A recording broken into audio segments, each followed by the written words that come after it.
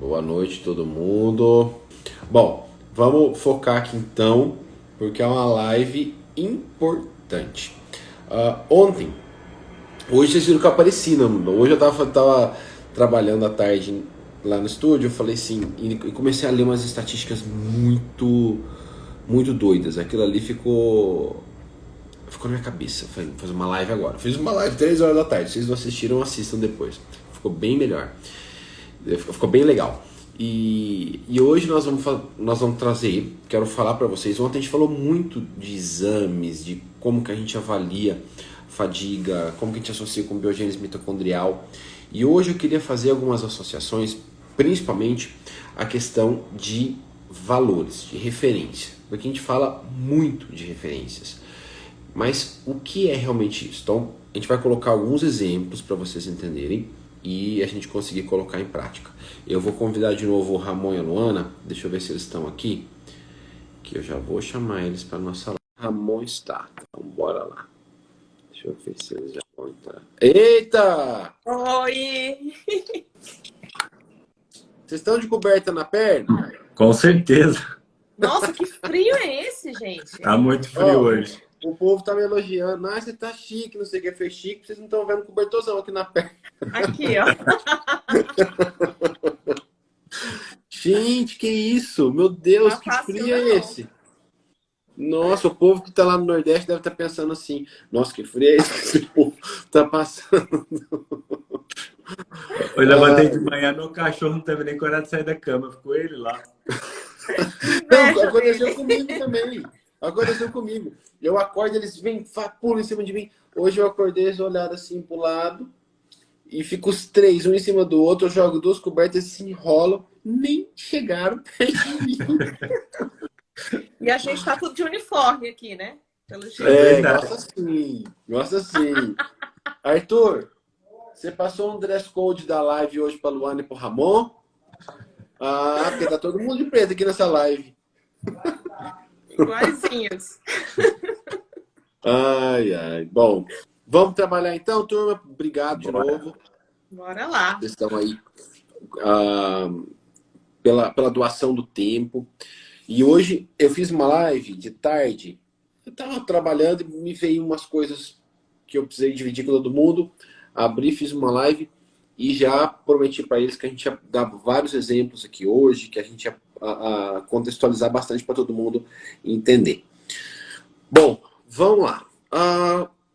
Ontem nós encerramos falando sobre valores de referência. E eu brinquei que era fogo no parquinho, porque é fogo no parquinho mesmo. É um pouco polêmico, porque às vezes você pega uma pessoa e fala, dá uma olhada no meu exame, dá uma olhada, não, tá tudo ótimo. Então esse tá tudo ótimo é muito estranho, porque o tá tudo ótimo, se alguém chega com um exame para mim, a primeira coisa que eu faço, eu olho aquele e falo, cadê os outros? Porque a referência, ela não importa muito. O que importa é o que você está construindo com seus próprios dados. Que é o que eu falei para vocês, quando a gente constrói o nosso próprio database. Então, será que a gente faz exames suficientes para a gente tirar a conclusão de como tá? Aí vocês pensam, nossa, mas eu não faço muito exame. Faz a partir de agora. Então faz a partir de agora, nem que seja uma vez por ano. Bom de 6 meses. Mas se for difícil, uma vez por ano. Só para vocês terem essa base comparativa e a gente não usar só o valor de referência como a referência, né, pessoal? Exatamente, né? Porque aquele valor de referência é um parâmetro estatístico, né? Ele não vai falar sobre você, sobre como é que está funcionando, né? O seu organismo, as suas particularidades, qual o valor ideal para você, né? E acima de tudo, não fala de qual o valor ideal em termos de saúde, né? Fala de excluir doença, mas não de melhor estado. Esse valor a gente coloca dentro de uma população. Ele basicamente fala que você está igual à maioria da população que aquilo foi comparado.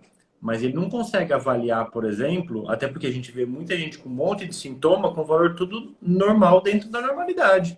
Então, assim, aquilo não é específico para caracterizar realmente uma saúde. te coloca no meio ali. Agora, se aquilo tá bom ou tá ruim para você, aí a gente não consegue usar esses valores. Isso significa... O que significa essa referência? Por exemplo, vamos pegar o exemplo da vitamina D. Um grupo populacional saudável, com as suas funções essenciais básicas adequadas. Então, um grupo considerado saudável apresenta vitamina D de 30 a 90, de 30 a 80. Isso é uma faixa comparativa. Então, toma-se um grupo populacional, estabelece um valor de referência para aquela população saudável. Mas estar dentro do fator de referência, do valor de referência, não quer dizer que é bom para você, que tá ótimo. Então, imagina, a gente está falando de vitamina D, o valor de referência. Se vocês olharem lá, tem o valor do seu exame e lá na frente está assim, referência. Aí tá lá, de 30 a 90. Olha o tamanho da faixa. Então quer dizer que se você tiver 31 e 89, é a mesma coisa? Não é. Então, esqueçam isso. Esse parâmetro de referência, ele existe para que a gente saiba, tenha uma tomada de decisão e entenda a faixa da população tomada saudável com aquele valor que a gente encontra lá na tabela. Mas quando a gente olha para a gente, esse valor sozinho não vai nos trazer muitas informações. A gente vai precisar comparar com valores anteriores. Então, quanto era essa vitamina D ao longo de 4, 5 anos, por exemplo? Os últimos 5 anos. Se a gente tem um histórico do paciente, tem paciente que tem histórico absurdo, de muitos e muitos e muitos anos. E quando a gente tem esses históricos de muitos e muitos anos, fica muito bom para a gente entender, opa, você piorou aqui, você piorou aqui, você melhorou aqui. E não pelo valor absoluto, mas sim se está caindo, se está descendo, qual o comportamento que esse paciente está tendo ao longo dos anos, ao longo da vida. Entenderam? Acho que fica mais fácil para vocês entenderem assim. Pensem que só um valor de referência, mas o meu colesterol, eu quero que meu LDL fique em 110. De novo, não é uma referência válida para você. É uma referência que vai te mostrar se você está dentro ou não daquele grupo populacional que foi considerado saudável. Só que LDL é essa, às custas de quê? O que você está fazendo? Porque às vezes a gente vê pacientes que usam estatina para jogar valores, por exemplo, de uma LDL dentro da referência. Tá muito alto, a gente precisa diminuir para você ficar dentro da referência e vai tomar estatina. E muitas vezes esse não é o caminho. Às vezes, por questão genética, aquela pessoa apresenta alguns polimorfismos que faz com que ela, já por si, já fique um pouquinho acima desses valores de referência e que para ela é normal. Que para ela é normal porque a gente vem acompanhando ao longo dos anos. Perfeito. E aí, a gente vê muito no exemplo do colesterol, né, que acompanhar os exames é importantíssimo, mas entender esse contexto do paciente é fundamental, porque senão a pessoa vai estar tratando um resultado de exame, não está tratando a pessoa. Né? Por isso que tem que correlacionar. E todos os estudos, inclusive grandes estudos aí de colesterol, mostram que os benefícios do tratamento com as estatinas, eles são evidentes naqueles níveis muito altos de colesterol, que a gente comentou ontem, que aí realmente é um caso de medicamento e tal. Mas nesses níveis pouco aumentados, talvez não tenha tanto benefício, vai depender do contexto. Então, generalizar e colocar todo mundo que tem o valor X no mesmo saco e tratar da mesma forma, não dá. E aí é importante entender o contexto e essa correlação dos outros exames, né? Isso que a gente bate muito nessa tecla, né? De não focar num exame de forma isolada, né? A gente tem que avaliar todos em conjunto. Eu estava até conversando com o Ramon essa semana, né? Que a gente estava vendo os exames e falou, não...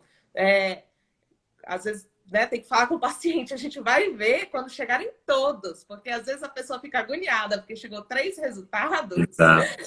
e já quer uma resposta. Mas espera aí, eu sei que está alterado, mas vamos esperar sair o outro resultado que Esse aí vai falar para a gente se essa alteração é importante ou Ela é não. significativa ou não. E até porque, já que falou do colesterol, às vezes acontece da pessoa começar a usar uma estatina para manter o LDL dentro do nível normal, vamos colocar assim. E essa pessoa reduz o colesterol, tá bom. Só que ela não começa a enxergar outras alterações que são piores.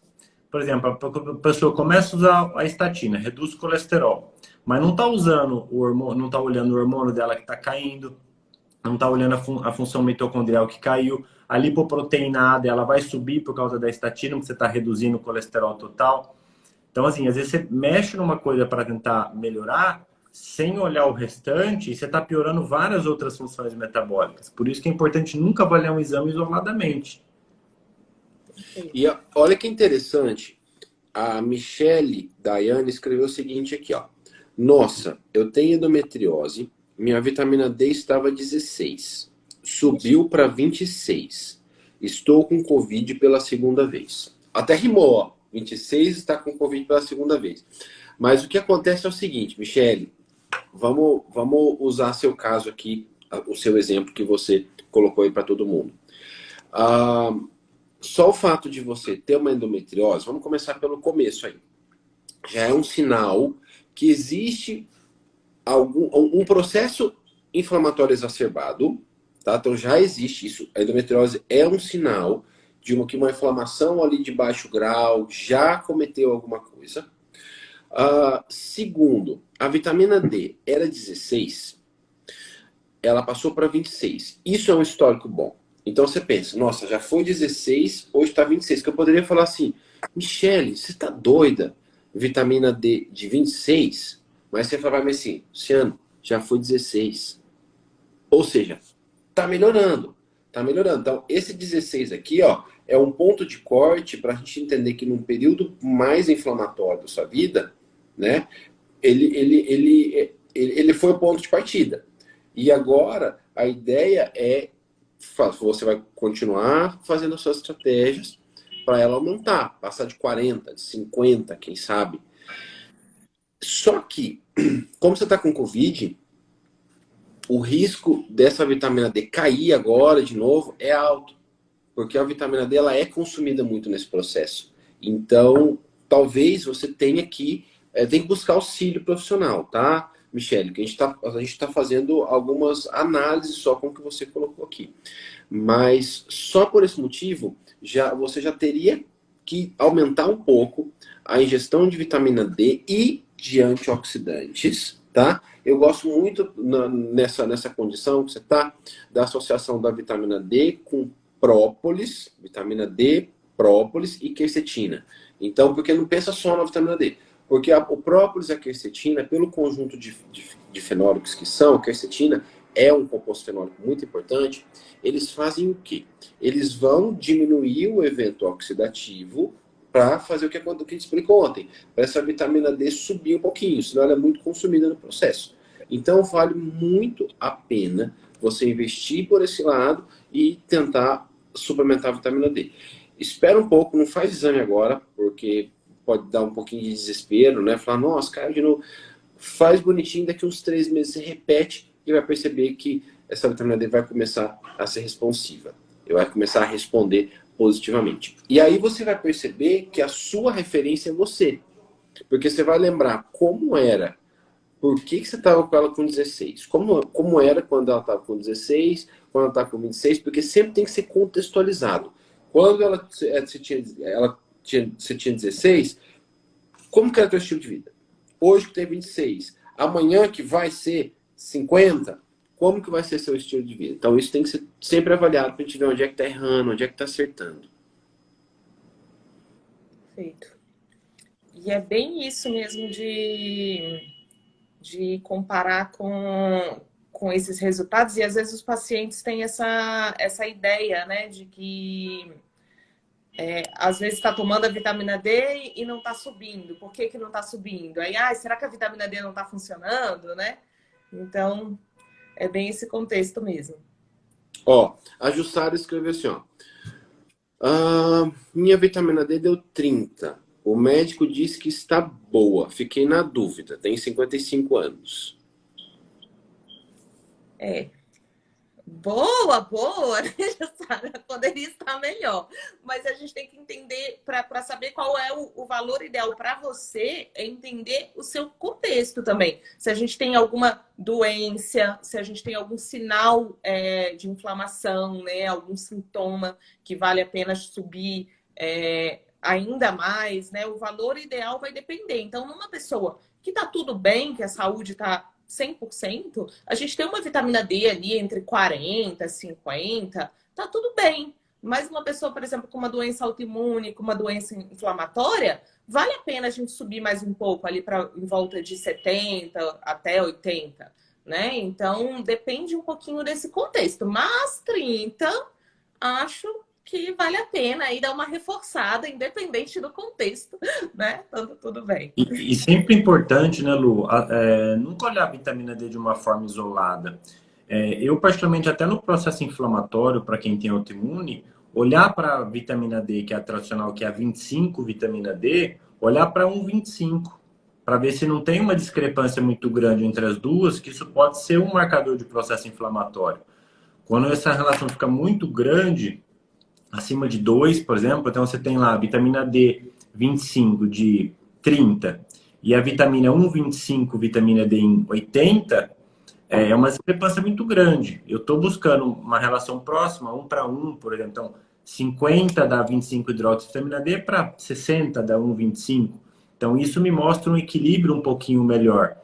E também com o paratormônio, para a gente pensar em todo o metabolismo de cálcio. Então, nunca pensa só na vitamina D sozinha, porque ela sempre está num conjunto. E isso é importante, sempre avaliar o contexto. Perfeito. Olha, gente, como as pessoas estão com a vitamina D baixa. Olha, tô vendo um monte subindo. Olha o que a Mira escreveu. A Mira escreveu: minha vitamina D deu 17 e o médico disse que o mínimo era 20. Então, estou tomando vitamina D e a B12 está 430. Ele disse que está normal. Eu estou com muita exaustão, cansaço e muito sono. Nossa, eu tô vendo muita B12 baixa nos exames, né? Muita B12 baixa. E Vamos pegar apesar essa de estar referência dentro... então, Lu? Vamos pegar essa Tá. referência? Porque 430, teoricamente, estaria dentro da referência. Mas 430, mantém o sujeito em pé? De jeito nenhum. Você está trabalhando na reserva, né? E a vitamina B12 é tão importante aí para vários processos, né, do nosso organismo, para várias vias metabólicas. Então, uma deficiência de B12, assim, apesar de estar dentro do valor de referência, você está trabalhando na reserva e vai dar cansaço, exaustão, tudo isso mesmo. Eu gosto de deixar uma vitamina B12 ali de pelo menos 600. Né? Claro que não é bom ela muito alta, mas ideal ali entre 600, 800 e pouco, tá lindo. Né? Uma B12 muito alta, se quem não está suplementando, a gente também desconfia de algumas coisas, tem que investigar. Né? Mas entre 600 e 800, excelente. Concorda? Concordo demais.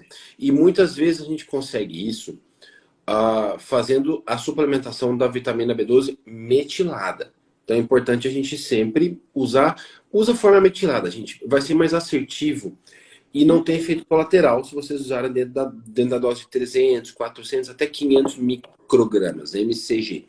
Aí pode ser da metilcobalamina. Metilcobalamina é a vitamina B12 metilada. E metilfolato é o ácido fólico metilado. Ambos a gente usa 400 microgramas de cada um. E é importante, a gente sempre que for usar B12, usar o ácido fólico junto. E quando a gente faz essa complementação, a gente vai melhorar o painel de metilação. O cansaço que ela relatou pode estar relacionado com uma baixa metilação. Isso se chama hipometilação. A hipometilação é uma das principais causas da fadiga e do cansaço. Então, o que a gente faz? A gente trabalha sempre o painel de metilação. A pergunta é, Lu, mas até quando eu tenho que usar a suplementação de metilcobalamina, que é a B12, e de metilfolato, que é o ácido fólico. Pode ser que para o resto da vida, mas a gente vai acompanhando nos exames. Se a gente está usando, por exemplo, você estava com uma vitamina B12 de 400, começou a usar a metilcobalamina junto com o metilfolato, a vitamina B12 passou para 800, 700, 850, tá ótimo. Mas se ela estourar, passar de 1000, aí é um sinal que a gente pode tirar um pouco essa suplementação por um período e logo novamente depois fazer exame, ou colocar essa dose pela metade, ou colocar dia sim, dia não. Então, essas coisas a gente pode lançar mão. Por isso que é importante a gente entender qual é a nossa história. Será que eu tenho alguma alteração genética que faz a minha B12 ser baixa? Será que eu tenho alguma falha enzimática, alguma falha no meu painel de metilação, no genético, no meu painel de metilação, que faz com que a minha B12 seja sempre baixa? Se isso acontece, muito provavelmente você tem que suplementar para o resto da vida. Muito provavelmente tem que fazer para o resto da vida. É a mesma coisa do ácido fólico. Porque senão a fadiga, o cansaço, a falta de foco, falta de concentração, brain fog, tudo isso não vai passar e só vai piorar. À medida que o tempo vai passando, isso piora. E aí não pode deixar. Então, se você tem mais de 40 anos, tem muito cansaço, muita fadiga, faça. Veja como está o seu painel de metilação. Você consegue avaliar, já ter alguma resposta, fazendo B12, fazendo ácido fólico, tudo isso já pode nos dar uma boa resposta. E aí cruzar com outros. Porque ácido fólico muito alto também pode não ser bom.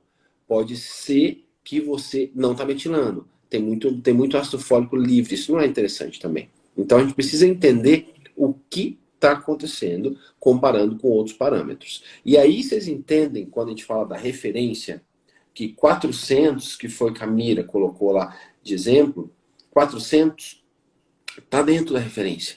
Teoricamente, poderia falar assim, não, fica tranquila, tá ok. Mas não tá ok. Você está metilando pouco e o seu corpo está sentindo as consequências, haja visto que você está muito cansado.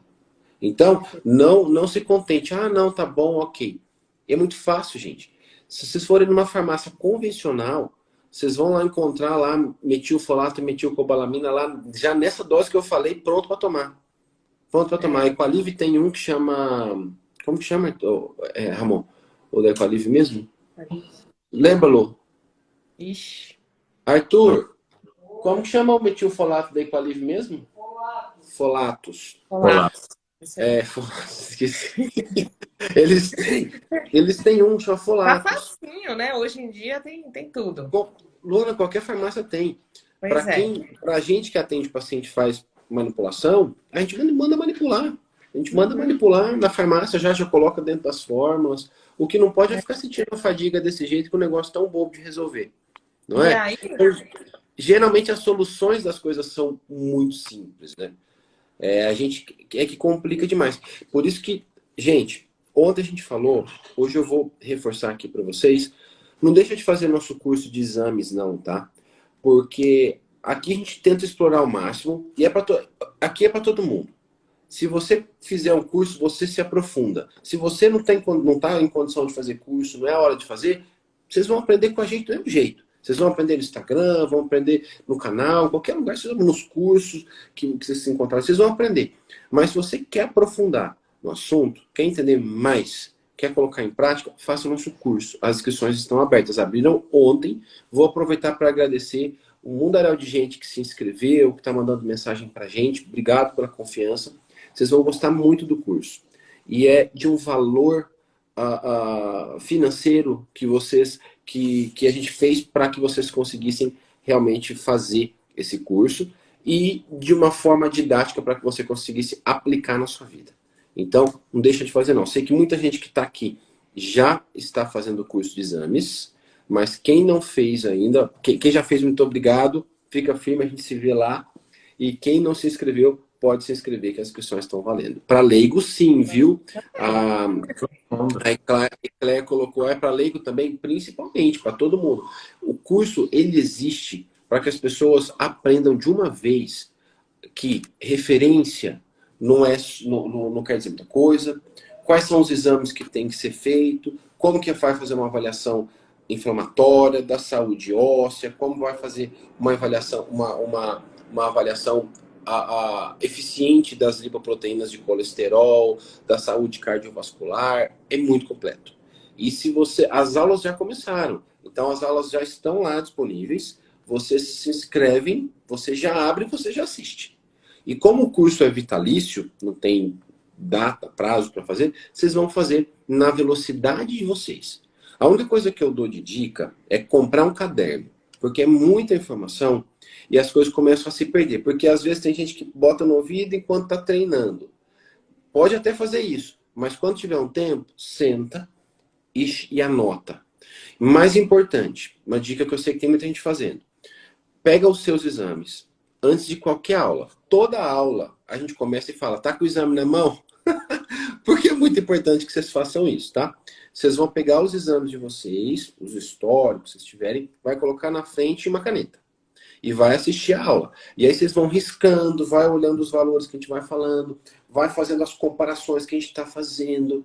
Isso é para você entender quem é você. Não é para você sair por aí fazendo consulta ou lendo exame dos outros. Isso aí é para você aprender. Conhecimento liberta. E a gente tem obrigação de aprender o básico sobre a gente mesmo. Eu falei bastante disso ontem. Então, compra um caderno, anota tudo, que vocês vão aproveitar muito. Eu tenho um caderno só para o Luciano. Anota tudo nesse caderno, então. Anota tudo e bota em prática. Anotou, depois no outro dia vai lá e tenta colocar em prática. Muito bom. E, Lu, falando ainda sobre a B12 e o ácido fólico, é importante ver nesse contexto como é que está a homocisteína também, né? Para entender esses valores. Eu ia falar isso, Lu. Quando esses valores estão elevados também, a homocisteína ela pode dar um contexto para a gente se não está metilando, se está metilando. Então, a homocisteína, né, a gente não quer muito alta de jeito nenhum.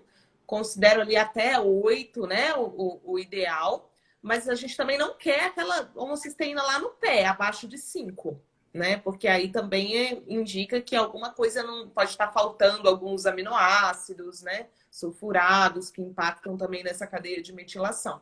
Então, entre 6 ali e 8, né, seria o ideal. Vocês concordam? Perfeito. Concordo. Concordo demais. Bom, posso pegar um outro exemplo aqui? Muito comum. Eu vou pegar que a gente explorou bastante ontem. E eu sei que muita gente, às vezes, se preocupa com isso. Vamos pegar o valor de glicemia.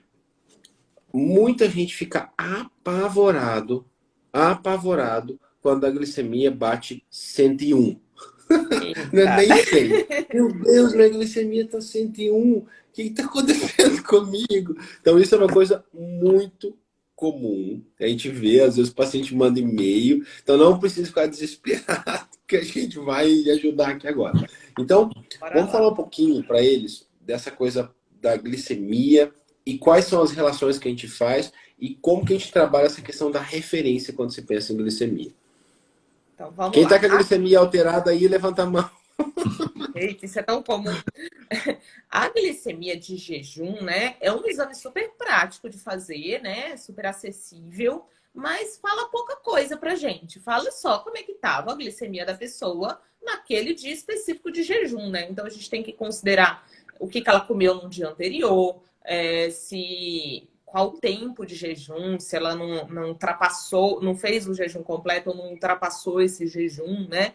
Se a gente for considerar só esse valor isolado, ideal, melhor dos mundos, até 90. Né? Então, assim, não é nem até 100, seria até 90. Aquela glicemia ali de entre 90 e 99 vai depender do restante dos exames. A gente tem que ver o contexto. Pode ser que esteja normal. Se o resto todo estiver normal, falar, foi esse dia aí, né, fez sei lá, alimentação do dia anterior, se estressou lá, doeu colhendo o exame, alguma coisa pode ter desequilibrado, não quer dizer que a pessoa tem um risco aumentado. Se tiver o resto, tudo normal. Vamos falar o que é esse resto, né? Agora, Acima de 100, já ficamos com o pé atrás, né? O diagnóstico de diabetes mesmo é quando passa 125, mas entre 100 e 125, a gente pode considerar aí investigar uma pré-diabetes, né? Mas quais são esses outros exames que a gente precisa? O básico, né? Além da glicemia de jejum, uma insulina de jejum e uma hemoglobina glicada. Eu acho que sem esses dois outros exames, a glicemia, a gente pode até aprofundar e pedir mais coisa, mas esses três, né, são os básicos para a gente avaliar essa questão da glicemia. E sem uma insulina de jejum e sem uma glicada, eu não sei o que é esse valor da glicemia de jejum lá, nesses valores intermediários, né? Claro, valores acima de 125, aí a coisa já tá feia, temos que agir, né? Vai ter que entrar com medicamento, tem que mudar estilo de vida, fazer um monte de coisa junto. Mas nesse meio do caminho, se a gente não sabe como é que tá a insulina e como é que tá a glicada, aí não adianta, né? A gente colocou, no curso a gente colocou alguns exemplos, né? Lembra que a gente fez naqueles cálculos, naqueles índices que a gente montou? Você tem às vezes um paciente que tem uma glicemia de 100, mas tem uma hemoglobina glicada de 4,9, por exemplo, isso já é ufa, teve alguma coisa aí metabólica na noite anterior, a gente já fica mais tranquilo, entendeu? Mas, de novo, se esse paciente ele tinha uma hemoglobina glicada de 4,9, tá? Anteriormente, 4,9 e uma glicemia de 90. E essa glicemia passou para 100 e essa hemoglobina glicada passou para 5,1, a gente pode olhar. Não, fica tranquilo. 5,1 ainda está menor que 5,3, então é um bom sinal. Não, não é um bom sinal. É um sinal que você está oxidando mais do que deveria.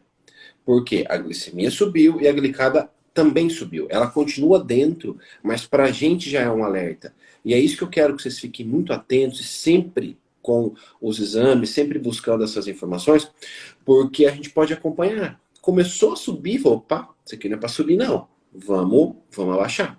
E aí que a gente consegue sucesso nessas estratégias todas que a gente está falando para vocês. Uma pergunta que eu estou vendo que tem muita gente que está com a glicemia alterada aí, hein? Tem muita aqui glicemia que o pessoal está postando. Como é que é, Ramon? Muita glicemia acima de 100 que o pessoal tá postando aqui. Tem que ver isso, gente. Tem que ver isso. E a glicada, assim, acima de 5,7, vê urgente, porque aí já pode ser realmente um pré-diabetes, né? O diabetes mesmo é acima de 6,4 de valor oficial, mas acima de 5,7, provavelmente com uma glicemia alterada assim, já é um pré-diabetes. Né? Mas o ideal é que a gente tenha uma margem aí, né? Esteja ali no 5 e pouquinho, né? Não vamos deixar chegar tão perto de 5,7 também, né? E Lu, vê se comigo. Sempre que a gente avalia o risco de resistência à insulina pré-diabetes, a gente olha a glicemia, glicada e a insulina de jejum. Isso também nos dá um parâmetro de qual que vai ser o tempo que essa pessoa já está com essa resistência à insulina. Porque quanto mais antiga, mais velha, quanto mais tempo essa pessoa tiver com resistência à insulina, é mais difícil e mais lento de reverter. Então, se a gente tem aquela pessoa que a glicemia começou a subir um pouquinho e a insulina está alta, está lá, acima de 10, 15, 20, só que a glicada ainda está normal, isso é mais recente. A pessoa ainda está naquele quadro só de aumentar a insulina para compensar a glicemia. Ela ainda equilibra a glicemia durante o dia. Quando a glicada já começou a subir mais, opa, isso aqui não é de agora não, isso aqui já vem um tempo acontecendo. Uhum. E isso a gente fala que é um ponto de inflexão ali, porque assim, quando começou isso? Será que é de agora? Então, esse ajuste tem que ser feito. Porque a estratégia muda. Se a glicada está alterada, eu já sei que o estresse oxidativo já é muito mais alto, o risco de lesão mitocondrial aumenta. Então, ontem, por exemplo, a gente falou muito de biogênese mitocondrial. Todo mundo fala coenzima Q10, coenzima Q10. Tudo bem. coenzima Q10 é um antioxidante da membrana da mitocôndria. Só que a gente está formando mitocôndrias todo dia e formando também mitocôndrias muitas vezes defeituosas, que a gente acaba equilibrando. Só que se você já tem uma hemoglobina glicada alta, a tua mitocôndria que vai ser formada, o risco dela ser defeituosa pelo estresse oxidativo é muito mais alto. Então, esse é um cuidado a ser tomado. Perfeito. Sim. E isso, só por essa fala do Ramon, da Luana, dessa nossa fala, vocês já veem que a referência mesmo não é o que a gente está colocando em xeque. E que para saber isso que o Ramon acabou de falar, você precisa saber qual é o comportamento desses parâmetros ao longo de um tempo. Então eu vou continuar insistindo aqui até o último segundo que vocês têm que fazer com periodicidade os exames. E eu vou aproveitar responder uma pergunta que me fizeram aqui, que fizeram para a gente aqui, que se no curso a gente indica quais são os principais exames para serem feitos. A Clarissa Giacomelli, ela perguntou, no curso é aconselhável quais exames devemos fazer? Porque a maioria dos médicos só pede o básico. A gente aconselha assim. Então, as aulas elas são divididas por tipo, por exemplo, por blocos. Tem uma aula só de saúde óssea. A gente passa lá quais são os parâmetros para avaliação de saúde óssea. Todos. Avaliação do perfil inflamatório. Todos. Avaliação cardiovascular. Todos. E aí depois, todos que a gente precisa, quando que vocês precisam fazer. Então a gente sempre especifica os exames e lá no curso a gente discute bastante para quando esses valores chegarem, vocês não ficarem muito perdidos. E vocês se inscrevem no lucianobrunoacademy.com.br lucianobrunoacademy.com.br. Quando acabar a live, eu vou lá nos stories, faço stories, coloco o link e vou pedir para vocês, quando a live acabar, para vocês comentarem, eu deixo ela salva, tá? Que eu sei que vocês gostam de assistir alguma coisa que perde, às vezes tem gente que chegou agora, mas eu deixo a live salva sim, lá no feed. Só vou pedir para vocês comentarem quando a live terminar, porque é muito importante pra gente o comentário, o seu comentário. Onde compra o curso? Janilson, você compra o curso no Luciano Bruno Academy. Ou você vai lá no link no meu Instagram, naquele azulzinho lá no Linktree, você bate o dedo lá na descrição e já vai aparecer tudo que a gente tem e a primeira coisa que aparece é o curso. Então é fácil de você achar. A Nutri Juliane falou o seguinte, qual o valor ótimo para hemoglobina glicada? Juliane, o valor ótimo, a gente sempre trabalha com valores, buscando um valor menor que 5,3. Mas isso perde um pouco o sentido, porque a gente às vezes não consegue, ou às vezes é um valor que está distante do que era. A gente tem que entender quem é esse paciente. Por exemplo, vamos pegar um paciente com artrite reumatoide. Paciente com artrite reumatoide que durante a fase de atividade da doença, ele estava com uma hemoglobina glicada de 6,1. 6,1. Esse paciente ele fez uma série de estratégias, uma série de coisas, e essa hemoglobina glicada baixou para 5,8. Eu poderia dizer, tá ruim. Tá ruim porque tá acima de 5,6. E eu vou dizer que tá ruim por um paciente com artrite reumatoide, que teve a doença por 20 anos, que já tem alteração anatômica, que tem alguns pontos inflamatórios, algum dedinho torto, alguma complicação no joelho, na coluna, que já mostra que existe uma perda da cápsula articular, perda daquele aparato da cápsula articular. Isso já mostra um processo inflamatório crônico. E se a gente consegue abaixar de 6,1 para 5,8, aí a gente continua fazendo as coisas bonitinho, monta as estratégias, faz suplementação, nananã. Daqui 4 meses ela faz de novo, tá 5,8. Continua bonitinho, nananã. Daqui 6 meses faz de novo, tá 5,8. Eu vou dizer que esse valor é ruim? Não. Esse valor, de repente, é um valor bom para ela. Mas se eu fosse comparar dentro da referência, eu já ficaria preocupado. Ou se eu for comparar com os indivíduos saudáveis que não têm a doença, eu também já ficaria preocupado. Só que eu tenho que comparar ela com ela mesma. Ela com ela mesma, por quê? Porque justamente esses valores, eles podem ser extremamente individuais, e são somente individuais, e vão denotar a resposta daquele indivíduo àquela doença. Então, por exemplo, na fase aguda da espondilite, eu tomei um susto quando eu fiz hemoglobina glicada, que a minha hemoglobina glicada estava 6. Eu falei, meu Deus, então além de ter 2 autoimunes, eu estou começando aí uma resistência à insulina. Com uma glicemia de 91, não era tão alta, mas já estava ali dando um sinalzinho. Eu fiquei preocupado. Vamos fazer tudo que você tem para fazer. Montei as estratégias antioxidantes. Minha hemoglobina glicada hoje é entre 5,2, 5,3, 5,4. Então ela varia de 5,2 a 5,4. Nunca consegui menor de 5,2 e não deixei subir, passar mais que 5,4.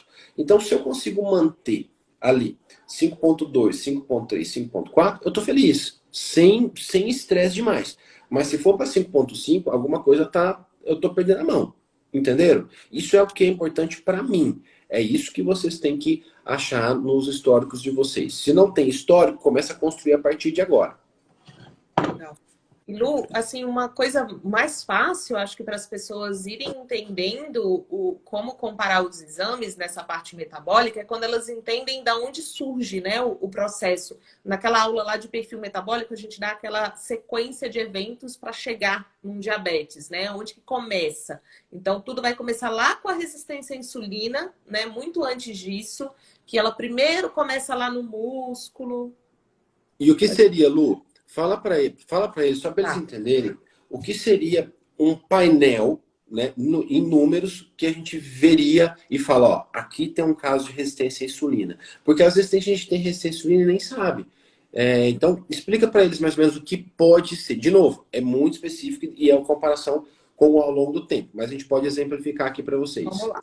Então, só para a gente entender a sequência e aí entender o painel, a resistência à insulina vai ser assim, é como se os receptores para a insulina que estão lá na célula, a insulina é um hormônio que o pâncreas secreta e ele é super importante para a gente colocar a glicose que está no sangue para dentro da célula, para aí a gente sim aproveitar como fonte de energia. Só que às vezes tem tanta glicose no sangue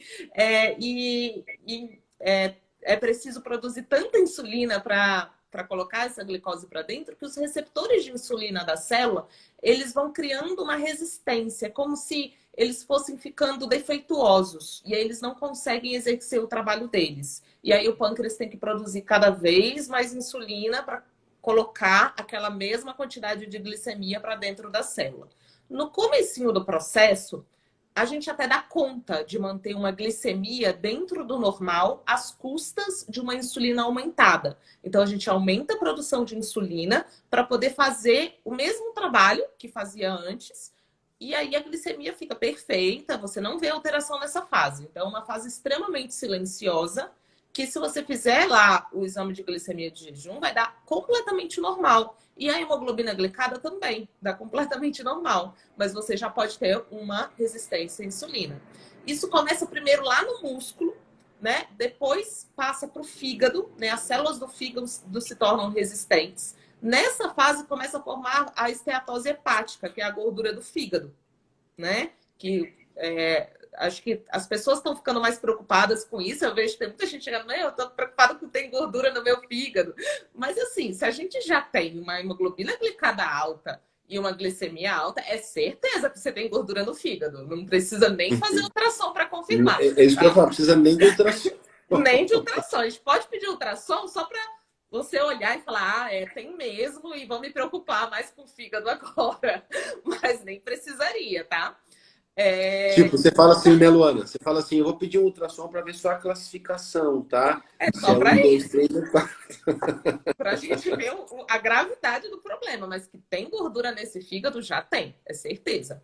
Né? Aí chega uma hora que não adianta mais produzir insulina, que você ultrapassou essa capacidade, e aí a sua glicemia vai ficando alterada também, a hemoglobina glicada vai alterando muito, que aí é uma fase que a gente poderia chamar ali de intolerância à glicose, né? Que é até quando a gente faz aqueles testes de tolerância à glicose, sobe muito. E aí, então, o que seria o perfil aí de exames? Básico, né? Glicemia de jejum, insulina de jejum, né? E a gente quer uma insulina de jejum ali até 8, né? Idealmente, né? Até melhor dos mundos, até 6, entre 6 e 10 ali a gente fica bem de olho. E acima de 10 já temos aí uma resistência à insulina, com certeza. E essa hemoglobina glicada. Algumas vezes a gente vai gerar dúvida. Então, assim, pode ser que esses exames, eles não estejam falando a mesma coisa. E a gente tenha uma glicemia de jejum maravilhosa, uma insulina de jejum linda ou limítrofe ali, por exemplo, 7 de insulina de jejum, com uma glicemia de jejum de 89.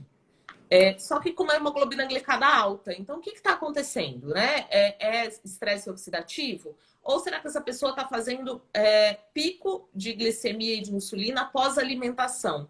E ela já tem uma resistência à insulina, mas essa insulina de jejum ainda está controlada, né? Porque não é porque em jejum tá bom que tá ficando bom ao longo do dia inteiro.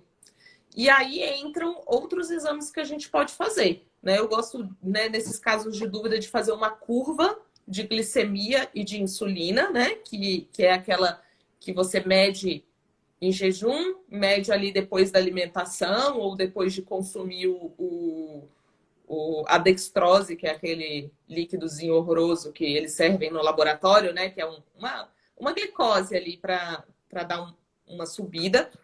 Eu sei que isso às vezes foge do parâmetro, porque a tua alimentação não necessariamente vai ter aquela carga glicêmica. E aí, após a alimentação, é melhor. Só que é um bom parâmetro para ver a resposta do seu pâncreas para aquele nível de quanto carga o pâncreas está glicêmica. preparado para metabolizar. Pode ser que você nem consuma aquilo, mas será que seu pâncreas aguentaria se você consumisse aquilo? Então, é legal para isso, né? Fora isso, existem alguns parâmetros que, na verdade, são cálculos que se fazem ali a partir dessas relações, tipo o OMA-IR, OMA-beta. Existe também alguns outros examezinhos mais específicos ali, a frutosamina, a albumina glicada, mas que servem mais como acompanhamento quando a gente precisa manter as rédeas mais curtas ali durante o processo, né? Porque como a hemoglobina glicada, ela demora uns 3 meses aí para a gente ver a resposta dela, se for um caso que a gente precisa, por exemplo, um diabetes gestacional, que tem que controlar rápido, né?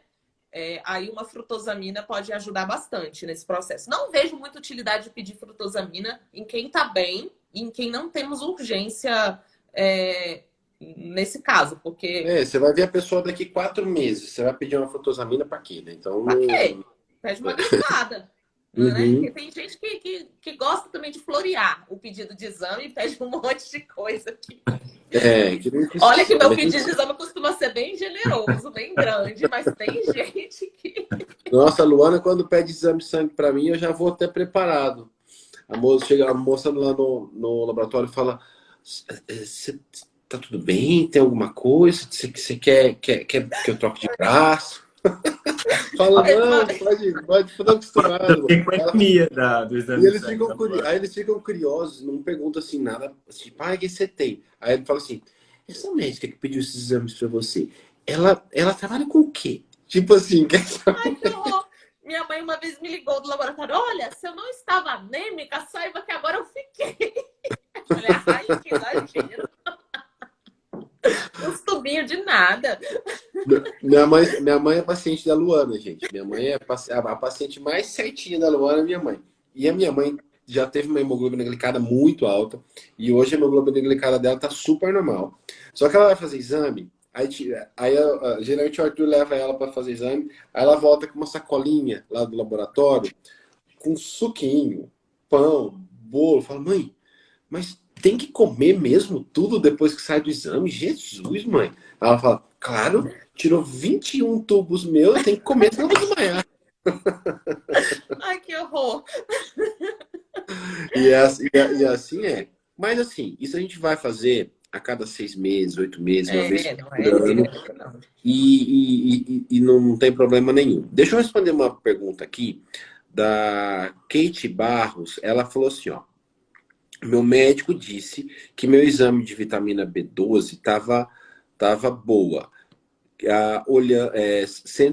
Mentira, 418. Vitamina D, 34. Ferritina de 24. Ferritina sempre muito baixa. Então, daqui eu já vejo uma situação de uma fadiga que deve estar incontrolável, porque é uma B12 baixa, é uma ferritina baixa, e isso pode denotar muita fadiga, e tem algum estresse metabólico aí. Tem algum estresse oxidativo acontecendo, tem que investigar direitinho isso daí. Com certeza. E eu lembrei de uns outros exames, Lu, que a gente fala bastante nessa aula de perfil metabólico e que são coisas extras, mas que ajudam muito a gente ver como é que tá esse perfil, né? Que é, por exemplo, o ácido úrico, que quando ele está elevado, a gente tem um risco maior de resistência à insulina. O gama-GT também, mais alto, ele não fala só de fígado, ele fala desse perfil. E o SHBG, que é a globulina ligadora dos hormônios sexuais, que um SHBG muito baixo em mulheres, a gente desconfia aí de uma resistência à insulina também, né? Então, são outros exames para serem avaliados. Tô olhando aqui as perguntas. A Elisa falou assim, vitamina B12 de 1.200. Precisa suplementação? O que vocês acham?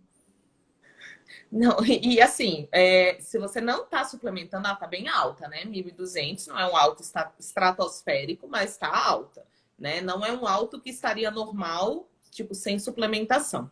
Então, eu pensaria em duas coisas. Será que não está metilando essa vitamina B12 e aí está tendo um acúmulo? Ou como é que está esse fígado também?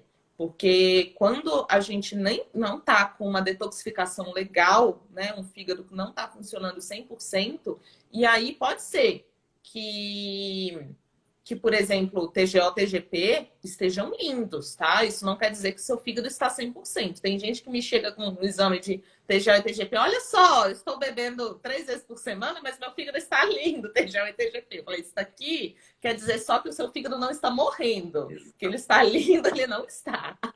E o gama está lá em cima. Então, coisas que a gente desconfia que o fígado não tá legal. Essa B12 muito alta, sem suplementação. Um SHBG muito alto também, né? Sem uso de anticoncepcional, é um negócio que aumenta muito esse SHBG, tá? E aí é mais para mulheres, né? Esse SHBG. Mas às vezes em homem a gente vê um SHBG alto também.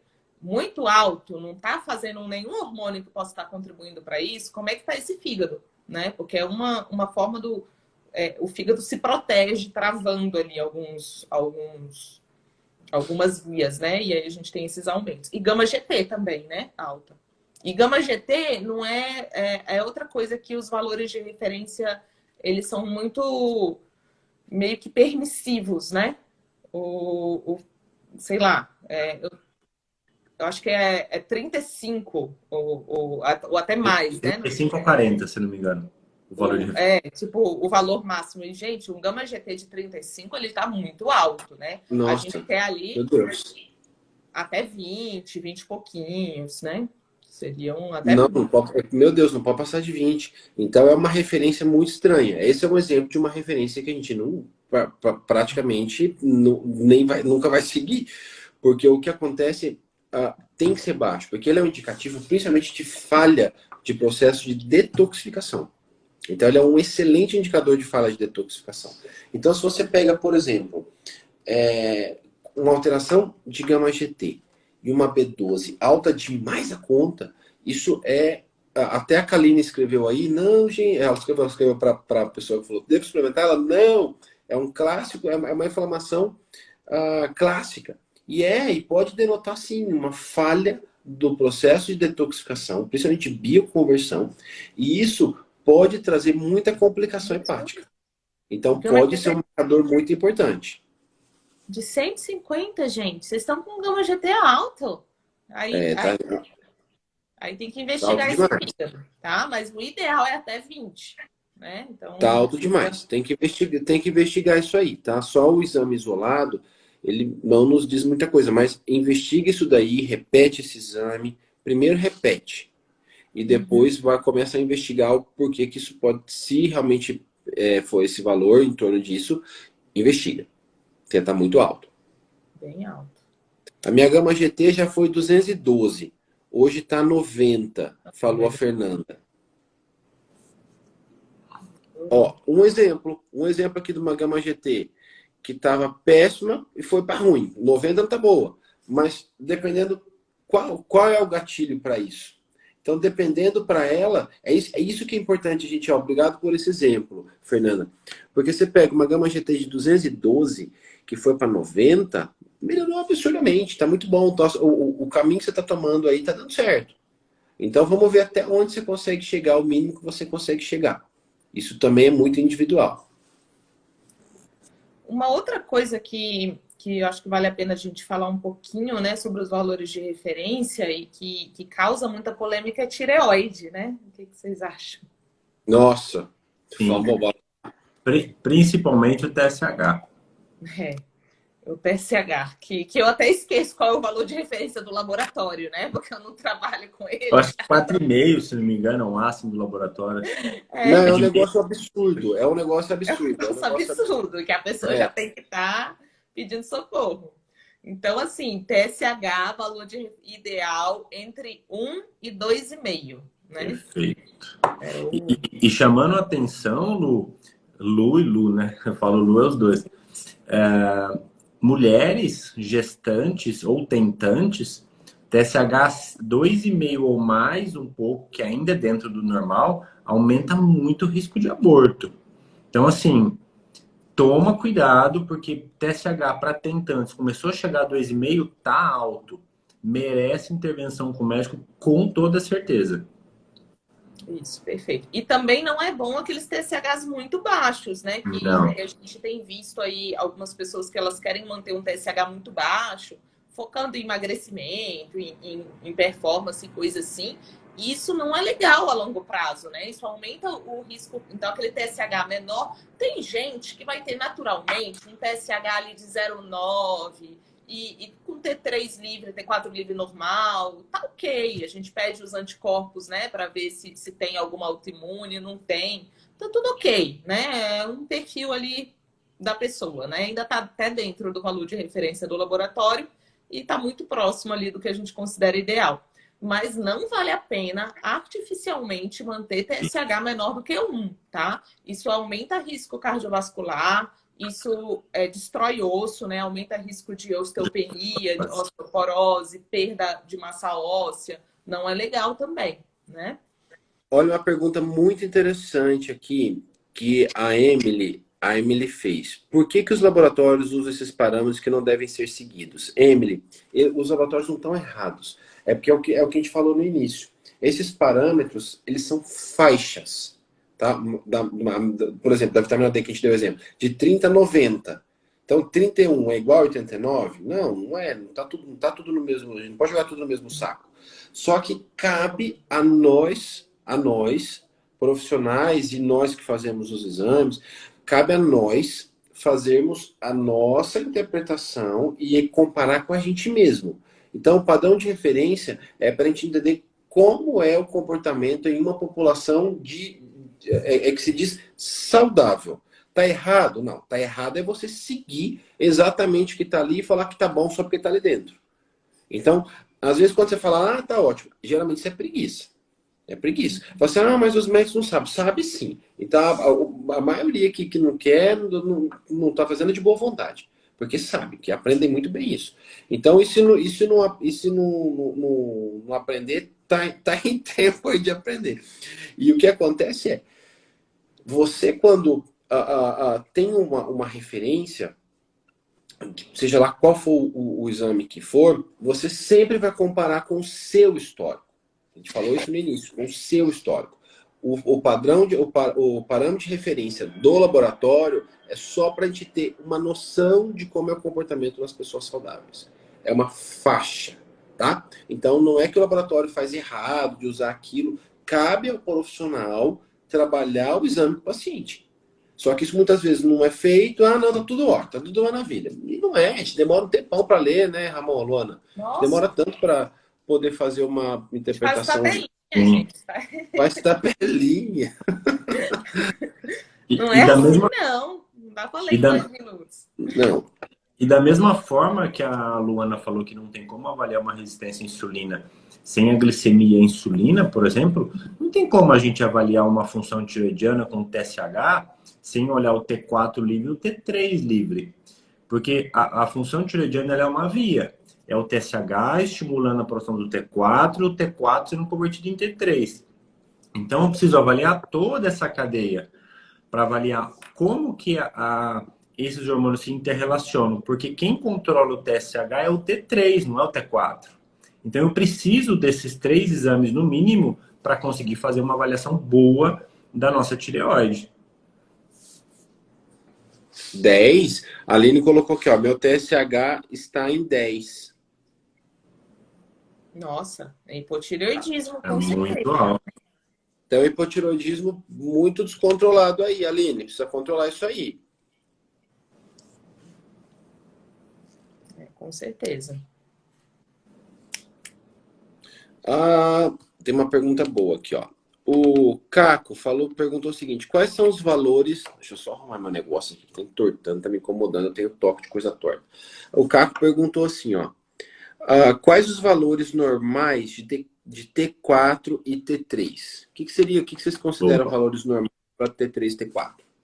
Ó, eu gosto particularmente de uma relação T3-T4, sendo que o T3 é aproximadamente 3 vezes o valor do T4. Então você tem lá, por exemplo, T4 está em 1, eu vou buscar livre, tá, gente? T4 livre com T3 livre, isso é importante. Então você tem 1 do T4 livre, eu vou buscar do T3 livre na casa de 3 a 3,5. Ela pode ser de 1 para 3 ou 1 para 3,5. No entanto, não adianta nada você ter uma relação de 1 para 3, só que ele está no limite inferior. Ou seja, está lá, você pega o valor de referência. Aqui a gente pode usar, por exemplo, uma referência.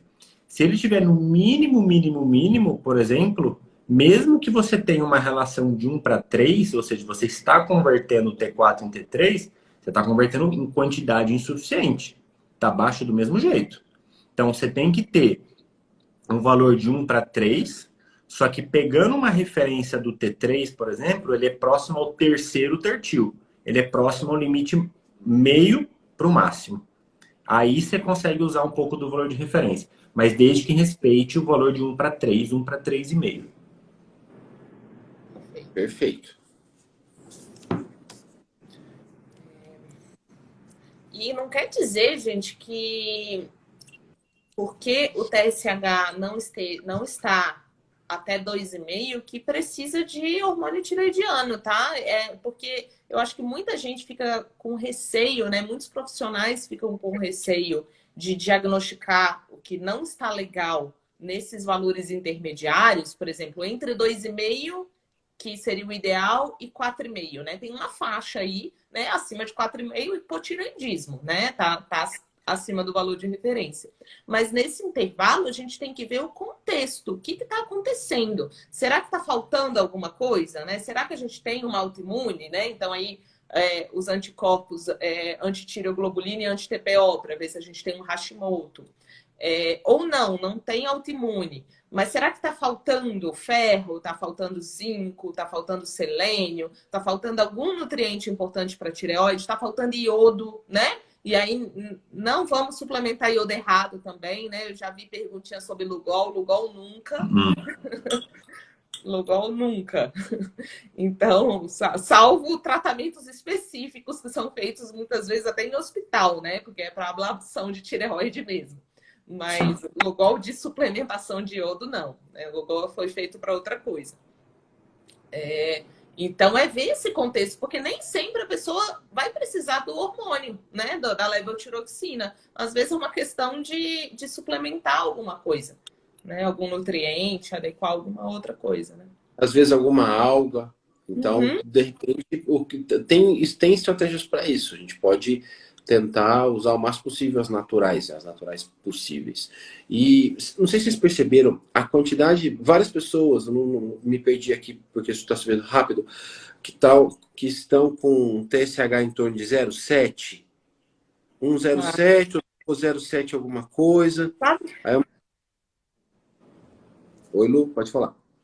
Uma coisa que, na ausência de, né, claro, de uma autoimune, que geralmente baixa mais, né, tipo doença de Graves, aí baixa mais, sobe T4 livre, sobe T3 livre, é outra coisa.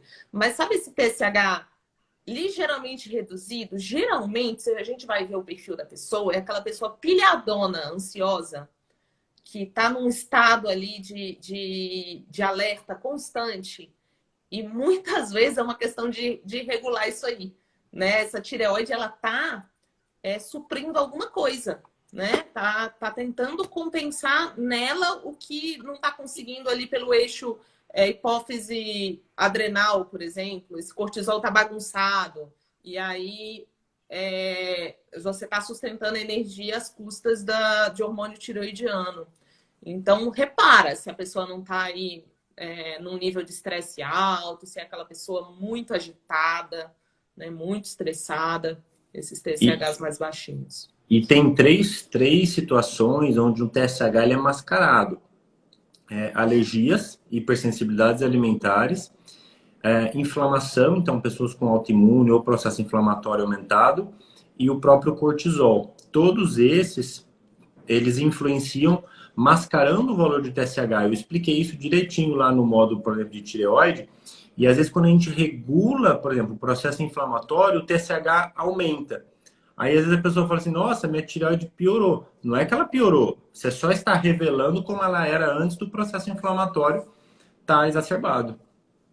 E muitas vezes esses níveis eles se estabelecem dentro dos valores que a Luana falou, entre 1 e 2,5, com estratégias anti-inflamatórias. E não diretamente com o uso de levotiroxina. Isso tem que ficar muito claro, porque as pessoas elas sempre, nossa, meu Deus, vou ter que tomar levotiroxina, que é o Synthroid, o Puran, esses medicamentos que se usam para a função tiroidiana. E muitas vezes não é só um reflexo da função tireoidiana em si, mas sim de uma sobrecarga da tireoide por um excesso de um evento oxidativo inflamatório que não está sendo controlado. Então, muitas vezes a gente consegue controlar esses eventos com estratégia antioxidante e anti-inflamatória. Amanhã, qual que é o tema da nossa live, gente? Amanhã. Exames nesse contexto da avaliação integrativa, né? Eu esqueci o Maravilha. títulozinho direitinho, mas é É isso algo aí. assim. Não, maravilha. Então, amanhã a gente já pode explorar um pouco mais esse assunto do que a gente está Exato, falando. Que eu tô perfeito. vendo. Gente, vocês estão demais, vocês estão participando muito, tá muito boa essa live. Vocês estão, enquanto eles estão falando, eu estou lendo tudo, tá muito boa essa participação. E amanhã, só para não estender, a gente já tá mais de 1 hora aqui, faz 1h12 que a gente está nessa live. Amanhã nós vamos continuar. E eu vou explorar bastante isso que vocês estão falando. Então, nós vamos mostrar como é essa visão integrativa e como que vocês fazem a integração, tá? Que aí as coisas não vão ficando soltas. A gente vai fechando a nossa coxa de retalhos, tá bom? Amanhã tem live de novo às 19 horas, tá bom? 19 horas, a gente vai continuar nossa live. É amanhã mesmo, né, gente? Amanhã. Amanhã, Tá. sexta-feira. Amanhã, tá falando tudo. Amanhã às 19 horas tem mais live e a gente vai tirar mais dúvidas de vocês. A gente vai mostrar como fazer essa integração. Se você não se inscreveu no curso, vai lá, se inscreva agora. lucianobrunacado.com.br. Gosta desse assunto? Quer aprender mais? Vai lá e faz. Dá de presente aí, ó. Dia dos Namorados tá chegando. Vai lá e... Eu gostaria de ganhar um presente desse, viu? Quem gostaria? Eu também. Ó, fala a verdade. Ó, vocês que estão aí, se vocês ganhassem um curso nosso de presente de Dia dos Namorados, vocês iam ficar felizes? Fala a verdade. Eu ia. Porque ficar feliz pra caramba. Não, muito melhor que me dar qualquer outra coisa. Me dá livro, me dá curso, assim eu vou ficar feliz. Nerd Bom, feelings. nossa, não é difícil. É isso aí. Antes, é que agora a gente está em 2022. Antes, sei lá, se eu pensasse 20 anos, 30 anos atrás, acho que eu ia querer ganhar uma coleção de DVD de série, entendeu? Que a gente não conseguia fazer maratona igual faz hoje. Mas é isso aí. Gente, eu vou deixar a live salva. Vocês vão lá comentar, por favor. Importante vocês irem lá, tá? E, ó, todo mundo tá falando que ficaria feliz se ganhasse um presente. Meu sonho é consultar com a doutora. Ó, a Luana é incrível, o Ramon é incrível. Ó, recomendo os dois aqui. Recomendo os dois aqui de olhos fechados. Beijo grande para todo mundo. Obrigado, Ramon. Obrigado, Tchau, Luana. tchau, Lu. Beijo, obrigada, gente. Boa noite para Tchau, vocês. gente. Até amanhã. Tchau, tchau.